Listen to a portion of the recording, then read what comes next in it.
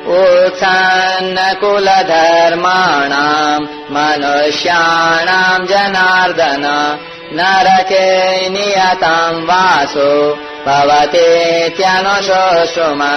44वां श्लोक। हे जनार्दन, जिनके कुल धर्म नष्ट हो जाते हैं उन मनुष्यों का बहुत काल तक नरकों में वास होता है, ऐसा हम सुनते आए हैं। व्याख्या। उत्सन्न कुल धर्माणाम मनुष्याणाम जनार्दन नरके नियतम वासो भवती इत्यनुशुश्रुम। टिप्पणी। शोकाविष्ट होने के कारण ही अर्जुन ने यहाँ अनुशुश्रुम परोक्ष लिट की क्रिया का प्रयोग किया है।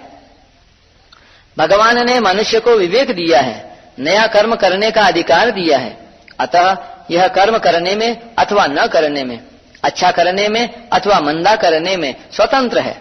इसलिए इसको सदा विवेक विचार पूर्वक कर्तव्य कर्म करने चाहिए। परंतु मनुष्य सुख भोग आदि के लोभ में आकर अपने विवेक का निरादर कर देते हैं और राग द्वेष के वशीभूत हो जाते हैं, जिससे उनके आचरण शास्त्र और कुल मर्यादा के विरुद्ध होने लगते हैं। परिणाम स्वरूप इस लोक में उनकी निंदा, अपमान, तिरस्कार होता है और परलोक में दुर्गति, नरकों की प्राप्ति होती है। अपने पापों के कारण उनको बहुत समय तक नरकों का कष्ट भोगना पड़ता है। ऐसा हम परंपरा से बड़े बूढ़े गुरुजनों से सुनते आए हैं। मनुष्याणाम पद में कुलघाती और उनके कुल के सभी मनुष्यों का समावेश किया गया है, अर्थात कुलघातियों के पहले जो हो चुके हैं उन पितरों का, अपना और आगे होने वाले वंश का समावेश किया गया है। संबंध।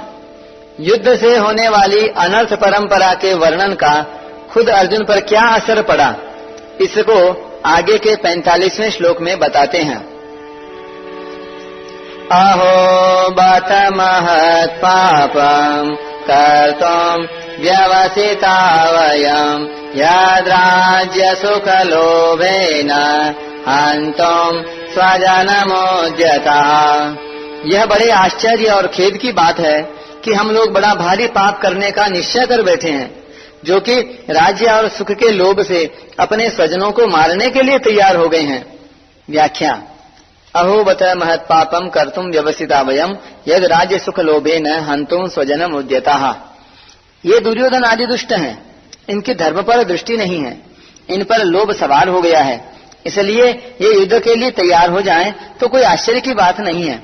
परंतु हम लोग तो धर्म अधर्म को, कर्तव्य अकर्तव्य को, पुण्य पाप को जानने वाले हैं। ऐसे जानकार होते हुए भी अनजान मनुष्यों की तरह हम लोगों ने बड़ा भारी पाप करने का निश्चय विचार कर लिया है। इतना ही नहीं, युद्ध में अपने स्वजनों को मारने के लिए अस्त्र शस्त्र लेकर तैयार हो गए हैं।